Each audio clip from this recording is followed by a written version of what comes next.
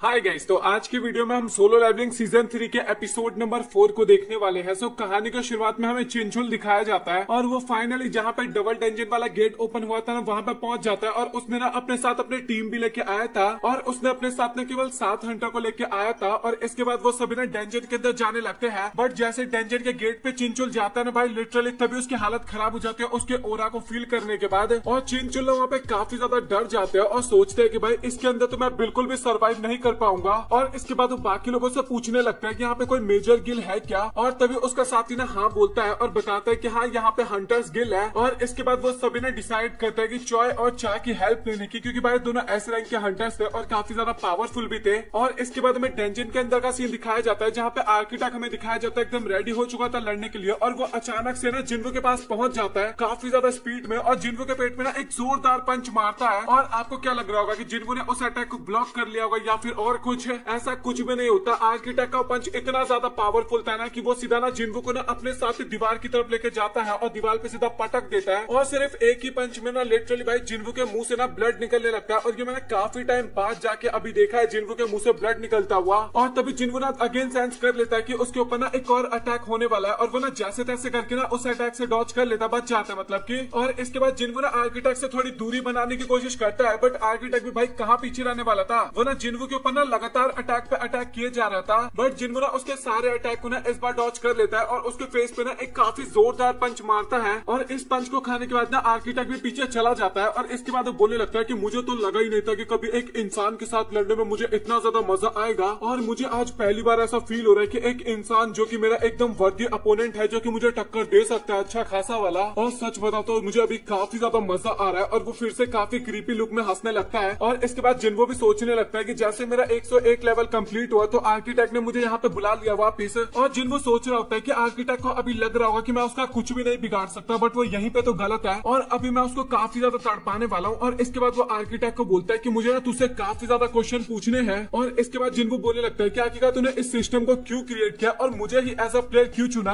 और बोलता है कि आखिरकार इस दुनिया में चल क्या रहा है, मुझे सभी चीजों के बारे में बताओ। और इसके बाद आर्किटेक्ट ना जिन्वो की तरफ काफी स्पीड में मारने के लिए जाता है और बोलता है कि तुझे क्या लगता है कि मैं तुझे इतनी आसानी से इन सभी के आंसर दे दूंगा, और मुझे पता है कि अभी तेरे दिमाग में ये भी चल रहा है कि अगर तू मुझे हरा देगा तो तुझे आंसर कौन देगा। और इसके बाद जिन्वो बिना उससे काफी ज्यादा दूरी बना लेता है, क्योंकि उसको पता था कि अगर वो क्लोज रेंज में फाइट करेगा ना तो वो एक तरह से हार जाएगा। और इसके बाद तभी ना जिन्वो अपनी कमांडर अथॉरिटी टेक्निक का इस्तेमाल करता है और इसके बाद आर्किटेक्ट भी ना वहाँ पे कमांडर अथॉरिटी का इस्तेमाल करता है और दोनों का अटैक ना एकदम बेकार हो जाता है। और जिन्वो को पता चल गया था कि भाई आर्किटेक्ट को ना तो वो क्लोज से हरा सकता है और ना ही लॉन्ग रेंज से, मतलब वो काफी ज्यादा पावरफुल था। और आर्किटेक्ट वहाँ पे बोलने लगता है कि मुझे फर्क नहीं पड़ता कि तुम यहाँ पे जीतोगे या फिर नहीं जीतोगे, बट तुम्हें उसका आंसर जरूर मिलेगा क्योंकि ये सब चीजें ऑलरेडी डिजाइन कर दिया गया है। और इसके बाद आर्किटेक्ट ने वहाँ पे काफी सारे वेपन्स को ले लेता है अपने काफी सारे हाथों में। और इसके बाद आर्किटेक्ट बताने लगता है कि इन सभी चीजों के बारे में मैंने तभी बता दिया था जब मैंने इस सिस्टम को क्रिएट किया था। और जिन्वो बोलने लगता है कि भाई आखिरकार तूने इस सिस्टम को क्रिएट कैसे किया और आखिरकार मुझे इतनी सारी पावर तू दे कैसे पाया। और आर्किटेक्ट बोलने लगता है कि सच बताओ तो मैं तो इस चीज के काफी ज्यादा खिलाफ था और मैं तुझे चूज करना बिल्कुल भी नहीं चाहता था, और बस मैंने इस सिस्टम को क्रिएट किया, मैं इसका आर्किटेक्ट हूँ। और अभी जिन्वो ना अपनी टाइमिंग भी देखता है और उसके पास ना काफी कम टाइम बचा था। और इसके बाद आर्किटेक्ट बिना जिन्वो की तरफ अटैक करने के लिए जाता है और भाई आर्किटेक्ट बिना अपनी अभी पूरी ताकत के साथ वहाँ पे लड़ाई कर रहा था और दोनों के बीच का कॉम्पिटिशन जो था ना वो भाई नेट टू नेट चल रहा था। और तभी जिन्वो रियलाइज करता है कि उसके जो सेंसेस है ना वो काफी ज्यादा स्ट्रॉन्ग हो गए पहले की तुलना में। और अभी जिन्वो ना काफी आसानी से ये पता कर पा रहा था कि आखिरकार आर्किटेक्ट कहाँ से अटैक करने वाला है। और ये सारी चीजें देख के ना आर्किटेक्ट भी काफी ज्यादा हैरान हो जाता है और वो सोचता है कि अभी मैं अपनी पूरी पावर के साथ जिन्वो के ऊपर अटैक कर रहा हूँ, बट मुझे ये समझ में नहीं आ रहा कि आखिरकार ये अब तक मेरे सामने कैसे टिका हुआ है। और इसके बाद जिन्वो तभी एक काफी पावरफुल अटैक करता है और आर्किटेक्ट के ना एक हाथ को उड़ा देता है। और आर्किटेक्ट वहाँ पे बताने लगता है कि अभी मैं फेक बॉडी के अंदर हूँ लेकिन उसके बाद भी मेरे पर अटैक कर पा रहा है और मुझे उसका इफेक्ट भी हो रहा है, और कहीं इसी कारण तो उसने तुम्हें चूज नहीं किया ना, और उसका छोटा सा पार्ट तुम्हारे अंदर भी मौजूद है। और इसके बाद आर्किटेक्ट भी वहाँ पे काफी ज्यादा गुस्सा हो जाता है और इसके बाद वो फिर से ना जितने भी स्टैचू हरा दिए थे जिन्वो ने उन सभी को ना अगेन जिंदा कर देता है। और यहाँ तक कि वो जो गॉड स्टैचू था ना अगेन वो भी जिंदा हो जाता है। बट अभी जिन्वो पहले से काफी ज्यादा स्ट्रॉन्ग हो गया था, वो सीधा गॉड स्टैचू की तरफ बढ़ता है और सबसे पहले ना वो अपनी कमांडर अथॉरिटी टेक्निक का इस्तेमाल करता है और उसकी मदद से उसके आसपास जितने भी स्टैचू थे ना वो एक ही बार में ना उन सभी को ढेर करने लगता है। और इसके बाद जिन्वो ना बाकी सभी बचे हुए स्टैचूज के भी ऊपर अटैक करता है और उन सभी से डॉज करते हुए ना जिन्वो सीधा आर्किटेक्ट की तरफ जाने लगता है, क्योंकि अभी ना जिन्वो के पास काफी कम टाइम बचा हुआ था। और इसके बाद वो अपने डैगर की मदद से ना आर्किटेक्ट के ना सभी हाथ को स्लैश करने लगता है, काटने लगता है और अभी आर्किटेक्ट बिना अपने स्वॉर्ड की मदद से ना जिन्वो को पीछे कर देता है और जिन्वो थोड़ा पीछे हो भी जाता है और तभी अचानक से ना जिन्वो के ऊपर ना एक स्टैचू ना अपने शील्ड की मदद से अटैक कर देता है और जैसे जिन्वो उस स्टैचू को देखता है भाई लिटरली बौखला जाता है, क्योंकि ये ना वही स्टैचू था जो कि फर्स्ट एपिसोड में जिन्वो के पैर को काटा था, मतलब कि फर्स्ट या फिर सेकंड एपिसोड के अंदर। और इसके बाद जिन्वो ना सबसे पहले तो उसी स्टैचू को पत्ता कट करता है उसके सर को ब्लास्ट करके और इसके बाद वो आर्किटेक्ट के बिना दोनों हाथों को तोड़ देता है और इसके बाद ना तभी वहाँ पे काफी बड़ा सा धमाका होता है और अगले सीन में हमें दिखाया जाता है कि जिन्वो ने अपने डैगर को ना आर्किटेक्ट की तरफ पॉइंट कर रखा है और आर्किटेक्ट वहाँ पे बोलने लगता है कि अच्छा फाइनली तुम विनर बन चुके हो और ये टेस्ट यहाँ पे हो जाता है खत्म। और इसके बाद आर्किटेक्ट ना अपनी उंगली को ना जिन्वो की तरफ पॉइंट आउट करता है और बोलता है कि आंसर तुम्हारे अंदर ही खुद ही छुपा हुआ है। और इसके बाद तभी जिन्वो के पास ना एक नोटिफिकेशन ऑन होता है और उसमें लिखा हुआ था कि जो डेटा तुम्हारी मेमोरी के अंदर स्टोर हो रखा है क्या तुम उसको रीड्राइव करना चाहते हो, यस और नो।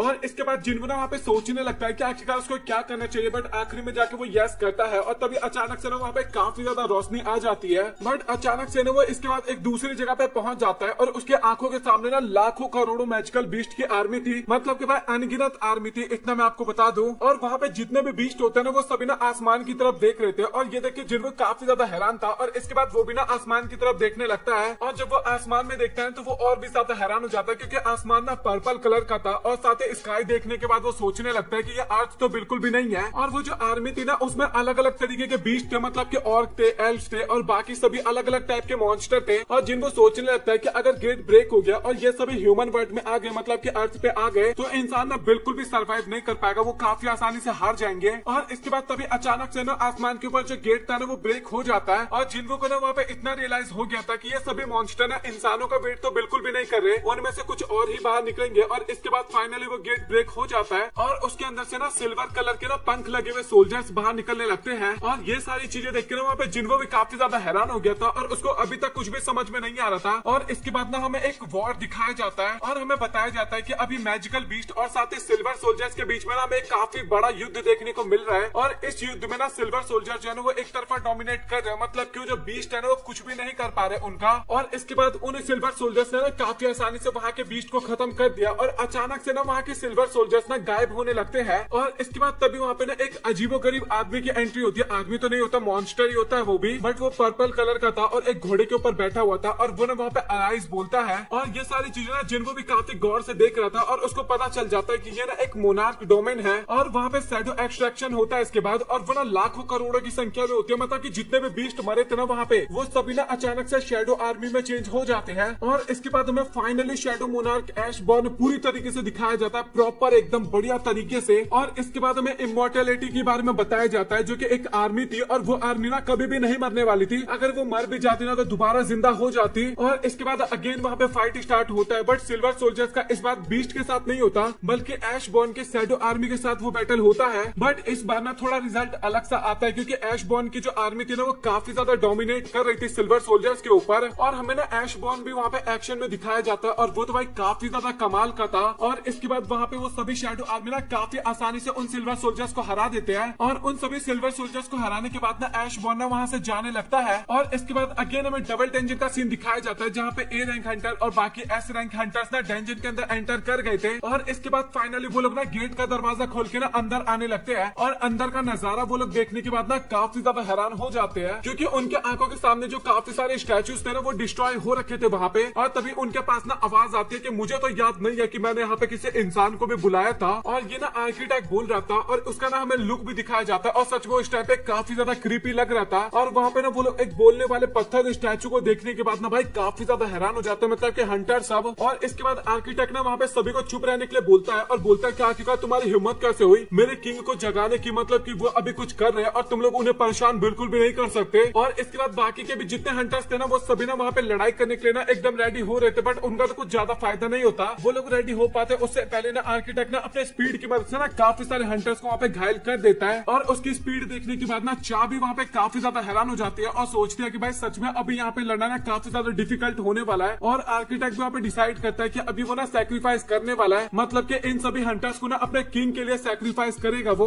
और इसके बाद हमें अगेन जिन्वो का सीन दिखाया जाता है और इसके बाद वो देखता है कि दो गेट ना वहाँ पे अपीयर होते हैं और एक गेट के अंदर तो वही डीमन की आर्मी निकलती है, मतलब कि काफी ज्यादा बीस्ट होते हैं उसके अंदर। और एक गेट से ना वही शैडो आर्मी की आर्मी निकलती है, मतलब कि ऐशबॉर्न की आर्मी निकलती है और दोनों ना एक दूसरे के आमने सामने खड़े थे। और इसके बाद अगेन हमें डेंजन का सीन दिखाया जाता है, डबल डेंजन का, जहाँ पे हीलर्स ना अपने घायल साथियों को ना हील करने में लगे हुए थे। और जो चॉय और बाकी लोगों के सामने की सिचुएशन थी ना भाई, वो काफी ज्यादा खतरनाक थी, क्योंकि अभी स्टैचू जितने भी थे ना वो सभी भी दोबारा जिंदा हो गए थे। और घुमा फिरा के सबसे बड़ी प्रॉब्लम तो गॉड स्टैचू ही बन जाता है, क्योंकि भाई उसका लेजर अटैक जो था ना वो काफी ज्यादा खतरनाक था एक तरह से। और इसके बाद आर्किटेक्ट वहां पे बोलने लगता है कि जो कोई भी आखिरी तक जिंदा रहेगा मैं उसको एक प्राइज देने वाला हूँ, एक इनाम देने वाला हूँ, और उसको मौका मिलेगा किंग को जिंदा होते हुए देखने का। और सबसे फनी बात तो ये है कि क्या तुम में से कोई भी आखिरी तक जिंदा रहेगा या फिर नहीं, मुझे यही चेक करना है। और गॉड स्टैचू ना अपने लेजर की मदद से सभी के ऊपर अटैक करता है, और ये चीज ना चॉय नोटिस कर लेता है। और इसके बाद वो ना अपने साथियों को ना सावधान रहने के लिए बोलता है, मतलब कि बचने के लिए बोलता है। और भाई जैसे तैसे करके ना वहाँ पे बाकी हंटर्स ना उस अटैक से डॉज करते हैं। और इसके बाद चॉय भी ना अपने फायर अटैक का इस्तेमाल करता है, और वो फायर अटैक ना वो सीधा स्टैचू मॉन्स्टर की तरफ करता है। और इसी का फायदा ना बाकी के हंटर्स भी उठाने लगते हैं। और चिंचुला सीधा एक स्टैचू मॉन्स्टर को ना अपना पंच मारने के लिए जाता है, काफी ज्यादा पावरफुल पंच बना के जाता है। और वो पंच तो उसने काफी जबरदस्त मारा था, बट फनी बात तो ये थी कि उस स्टैचू मॉन्स्टर को ना उस पंच का ना कोई असर ही नहीं हुआ था, कुछ भी नहीं हुआ था, लिटरली खरोच भी नहीं आया था। और इसके बाद तभी उस स्टैचू के ऊपर ना फायर अटैक होता है, और ये अटैक करने वाला और कोई नहीं, आपको पता ही है कौन था, चॉय था। और वो बताने लगता है कि फिजिकल स्ट्रेंथ के मामले में स्टैचू काफी ज्यादा खतरनाक है, हम उसको इस तरीके से नहीं हरा पाएंगे। और इसके बाद अगेन हमें वही स्टैचू दिखाया जाता है जिसपे फायर अटैक हुआ था। और फिजिकल क्या भाई, उसके ऊपर ना मैजिकल पावर या फिर फायर अटैक का भी ना कोई असर नहीं हुआ था। और इसके बाद हमें बाकी के हंटर्स भी दिखाए जाते हैं, और वो लोग भी ना काफी गंदा वाला स्ट्रगल कर रहे थे वहाँ पे, क्योंकि उनका अटैक किसी काम का ही नहीं था। मतलब क्यों ना किसी भी मॉन्स्टर को ना वहाँ पे अटैक नहीं कर पाए थे, किसी भी स्टैचू के ऊपर डैमेज नहीं दे पा रहे थे। और अभी चॉय को भी समझ में आ गया था कि भाई उनके बचने का ना काफी कम चांस है, और उनके पास ना अब कोई भी ऑप्शन नहीं है, और केवल एक ही इंसान है जो कि उनको अभी बचा सकता है इस सिचुएशन में। और आप लोग भी समझ गए होंगे कि वो आखिरी इंसान कौन है जो कि अभी उन लोगों को बचा सकता है। और इसके बाद चॉय भी ना अपना फायर अटैक ना जिन्वू की तरफ करता है, ताकि जिन्वू अपने होश में आ जाए। और वो अटैक ना जिन्वू को लगने वाला था, लेकिन तभी जिन्वू के बीच में ना आर्किटेक्ट आ जाता है, और वो ना जिन्वू को वहाँ पे बचा लेता है। और इसके बाद आर्किटेक्ट वहाँ पे काफी ज्यादा गुस्सा हो जाता है, और वो ना सीधा चॉय की तरफ अटैक करने के लिए बढ़ता है। और वो बोलने लगता है कि आखिरकार तुम्हारी हिम्मत कैसे हुई किंग को परेशान करने की या फिर उन्हें जगाने की। और इसके बाद चॉय के ना काफी सारे साथी वहाँ पे आर्किटेक्ट पे ना अटैक कर देते हैं, मतलब कि एक तरह से ना चॉय को बचा लेते हैं वो सभी लोग मिलके। और इसके बाद तभी चिंचुल भी ना काफी ज्यादा चिल्लाते हुए चा को बोलता है कि हम ना इन सभी को संभाल लेंगे, आप जाके ना जिन्वू को उठाइए सबसे पहले। और इसके बाद चा भी ना काफी स्पीड में ना जिन्वू की तरफ जाने लगती है, और वो ना जिन्वू के पास पहुंचने वाली थी। बट अगेन हमें जिन्वू के पास्ट का सीन दिखाया जाता है, मतलब पास्ट ने वो जहाँ पे भी था अभी वो वाला सीन दिखाने लगते हैं। और हमें ना वहाँ पे बीस्ट और शैडो सोल्जर्स के बीच में ना एक काफी बड़ा युद्ध देखने को मिलता है। और सबसे इंपॉर्टेंट बात तो ये थी कि जिनको ये समझ में नहीं आता कि आखिरकार ये दोनों लड़ क्यों रहे हैं, क्योंकि शैडो सोल्जर्स भी तो एक तरह से बीस्ट ही थे ना, क्योंकि कुछ टाइम पहले वो सिल्वर सोल्जर्स से लड़ रहे थे, और सिल्वर सोल्जर्स ने बीस्ट को हराया था। तो यहाँ पे तो दोस्त होने चाहिए थे ना एक दोनों, बट वहाँ पे कुछ भी समझ में नहीं आता उसे। और सबसे इंपॉर्टेंट बात वो ये भी बताता है कि चाहे ये बीस्ट ना कितनी बार भी शैडो सोल्जर्स को हरा दे, बट उसके बाद भी ना उनको कुछ ज्यादा फर्क नहीं पड़ने वाला, क्योंकि बार बार ना जिंदा हो जाएंगे। और जिन्वू बताता है कि अगर ये सभी सोल्जर्स मेरे होते ना तो अब तक शायद मेरा माना खत्म हो चुका होता, मतलब कि वो कब का हार चुका होता। और जिन्वू अगेन वही सारी बातें सोचने लगता है कि मैजिकल बीस्ट और साथ ही शैडो सोल्जर्स आपस में क्यों लड़ रहे हैं। और जिन्वू को कुछ खास आंसर तो नहीं मिलता, और वो सोचता है कि शायद आपस में कुछ कॉन्वर्सेशन हुए होगी, मतलब कि तू मैं हुआ होगा, जिस कारण इन दोनों के बीच में लड़ाई हो गया।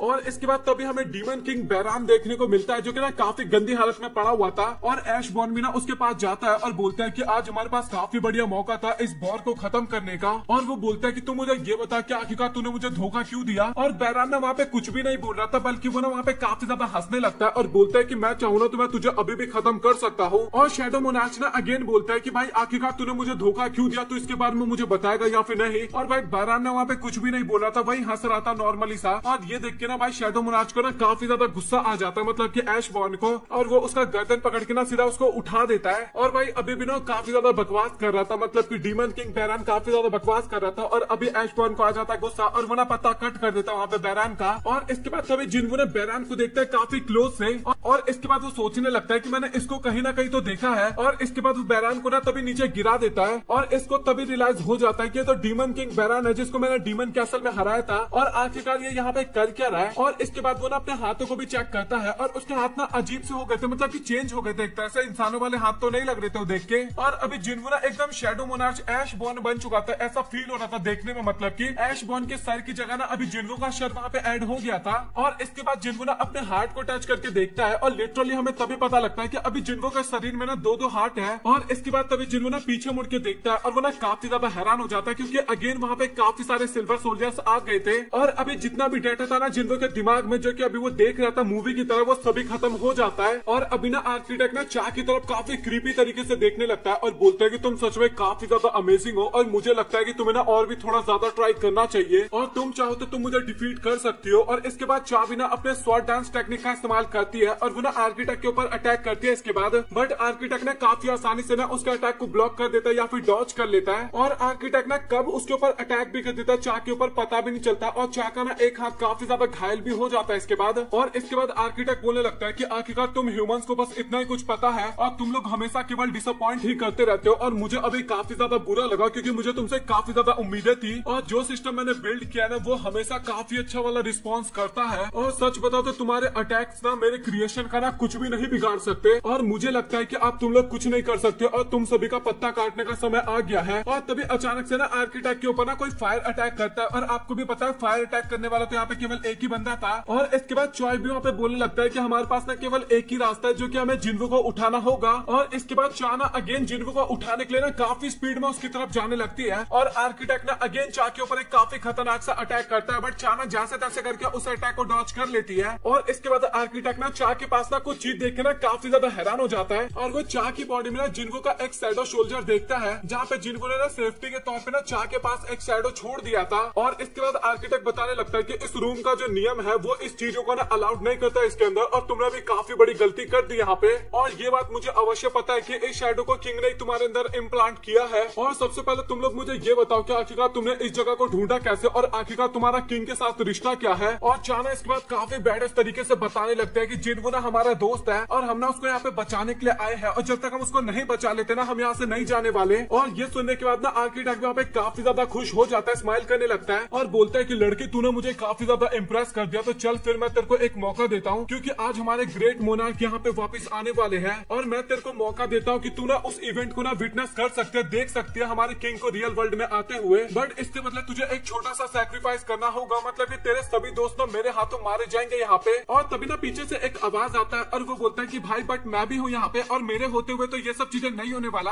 और इसके बाद तभी आर्किटेक्ट ना पीछे मुड़ के देखता है और उसके फेस में ना एक जोरदार पंच लगता है और ये पंच ना काफी ज्यादा असरदार था। और ये पंच मारने वाला बंदा कौन था आप सभी समझ गए होंगे। और इसके बाद जिन्वो ना पे काफी गुस्से में बोलने लगता है कि आखिरकार तूने मेरी बॉडी के साथ किया क्या था, मुझे सबसे पहले ये बता। और जिन्वो को वहाँ पे देखने के बाद मतलब कि होश में देखने के बाद ना अभी सभी ना सांस की चैन ले रहे थे, मतलब कि चैन की सांस ले रहे थे क्योंकि अब तो भाई वो लोग बच सकते हैं। और लिटरली भाई आप लोग मानोगे नहीं इस टाइम पे जिन्वो ने ना आर्किटेक्ट के फेस पे ना अपना लात रख रखा था, इतना ज्यादा इंसल्ट कर रहा था आर्किटेक्ट का वो। और आर्किटेक्ट वहाँ पे बोलने लगता है कि तुम्हें देख के तो ऐसा लग रहा है कि तुम किंग बिल्कुल भी नहीं हो और आखिरकार ऐसे कैसे हो सकता है, तुम यहाँ पे कैसे आ गए, मतलब कि किंग को अभी आना चाहिए था यहाँ पे और ब्लैक हार्ट के होते हुए भी तुम अपने एहसासों को कैसे जिंदा रख पा रहे हो। और जिन्वो को अभी समझ में आ गया था कि अभी उसके शरीर में ना अचानक से ना काफी ज्यादा माना फ्लो हो रहा था और ये सब कुछ ना ब्लैक हार्ट के कारण ही हो रहा था और लगभग ना 1 लाख माना ना प्लस मिल जाता है जिन्वो को उस ब्लैक हार्ट के कारण। भाई काफी ज्यादा था यार देखा जाए तो। और आर्किटेक्ट के फेस को देखने के बाद ना जिन्वो को इतना तो समझ में आ जाता है कि जो ब्लैक हार्ट अभी जिन्वो के अंदर है ये आर्किटेक्ट के प्लान का पार्ट तो बिल्कुल भी नहीं है। और ये भी जिन्वो को समझ में आ जाता है कि आर्किटेक्ट का मकसद ना जिन्वो को और भी ज्यादा ताकतवर करना कभी था ही नहीं। और इसके बाद तभी जिन्वो बोलने लगता है कि तुमने मुझे बताया था कि तुम मुझे ऐसा प्लेयर चूज नहीं करना चाहते थे और आखिरकार ये प्लेयर होता क्या है और आखिरकार तुम मेरे साथ क्या करना चाहते थे। और आर्किटेक्ट बिना पे काफी तेज चिल्लाते हुए बोलने लगता है कि शैडो मोनार्क तुम ऐसा कैसे कर सकते हो और तुम्हें क्या लगता है कि दूसरे मोनार्क तुम्हें छोड़ देंगे, वो तुम्हें बिल्कुल भी नहीं छोड़ने वाले। बट तभी जिन्वो ना अपने वेपन को ना आर्किटेक्ट की तरफ ना पॉइंट कर देता है और जिन्वो बोलता है कि भाई तू चुपचाप मेरे क्वेश्चन का आंसर दे, नहीं तो अभी तुझे मरना होगा। और आर्किटेक्ट भी बोलने लगता है कि मुझे समझ में आ गया कि आखिरकार शैडो मोनार्क ने तुम्हें क्यों चूज किया है।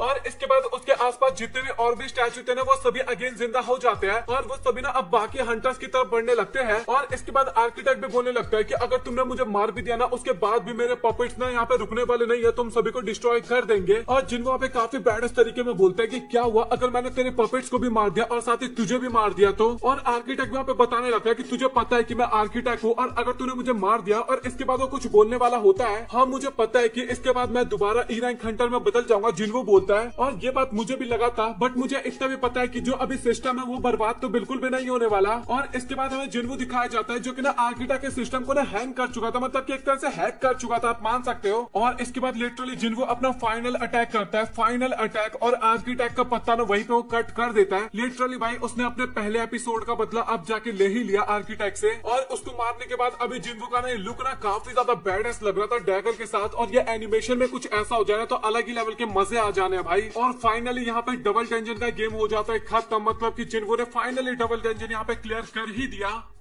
तो इस एपिसोड को हम यहीं तक रहने देते हैं। और अभी मुझे कंफर्म नहीं पता कि मैं अगला एपिसोड इस चैनल पे लाने वाला हूं या फिर नहीं लाने वाला। अगर अगले सैटरडे को एपिसोड नहीं आया ना तो समझ लो कि सोलो लेवलिंग मैंने इस चैनल से अब फिलहाल के लिए क्विट कर दिया है। मैं ज्यादा रिस्क नहीं ले सकता, ज्यादा एपिसोड अपलोड करूंगा तो यूट्यूब वाले भाई स्ट्राइक भी दे सकते हैं। तो मैं इतना ज्यादा रिस्क भाई चैनल के साथ नहीं लेना चाहता। 50 के सब्सक्राइबर्स हमारे होने वाला है, मेरा टारगेट 100K का है, और मैं 100K से पहले भाई इतना बड़ा रिस्क नहीं ले सकता। बट अगर आप लोगों को देखना है, पर आप लोगों तो मानोगे भी नहीं, टाइगो पे ना मैंने इससे भी ज्यादा एक्सप्लेन कर दिया है। टाइगो पे एक तरह से ना सीजन 3 खत्म होने वाले, बस 2 पार्ट और आने वाले हैं, और उसके बाद सीजन 3 टाइगो पे खत्म हो जाएगा, और मैं सीजन 4 भी स्टार्ट कर दूंगा सोलो लेवलिंग का। तो अगर आपने अभी तक टाइगो को सब्सक्राइब नहीं किया ना तो डिस्क्रिप्शन में आपको लिंक मिलेगा, जाओ और जाके सब्सक्राइब कर लो भाई, और वॉच करो। वहां पे सोलो लेवलिंग आप काफी आराम से वॉच कर सकते हो, और मैं वहां पे हमेशा कंटिन्यू करते रहूंगा सोलो लेवलिंग को। मतलब कि फिलहाल जो भी सोलो लेवलिंग रैंकिंग चल रहा है ना, मैं वो भी आगे जाके कंटिन्यू करने वाला हूँ, तो आप लोग वहां पे जाकर ज्वाइन कर लेना। बट यहाँ पे ना मैं शायद इस एपिसोड के बाद कंप्लीट कर दूंगा। मैंने सोचा कि डबल डंजन को ना मुझे इस एपिसोड के अंदर क्लियर कर देना चाहिए, क्योंकि आधे पे छोड़ता तो आपको भी अच्छा नहीं लगता और साथ ही मुझे भी अच्छा नहीं लगता। तो मैंने वो तो यहाँ पे क्लियर कर दिया। और इसके बाद क्या चीजें होने वाला है, जापान के डंजन में क्या होने वाला है, अगर वो सारी चीजें आपको जाननी है ना तो आई एम टाइगो पे चले जाओ, वहां पे मैंने ऑलरेडी अपलोड कर दिया है। तो अगर आप लोगों को वीडियो पसंद आए तो वीडियो को लाइक कर देना और चैनल को सब्सक्राइब कर देना। सो मिलता है आप लोगों से अगली वीडियो में, तब तक के लिए गुड बाय।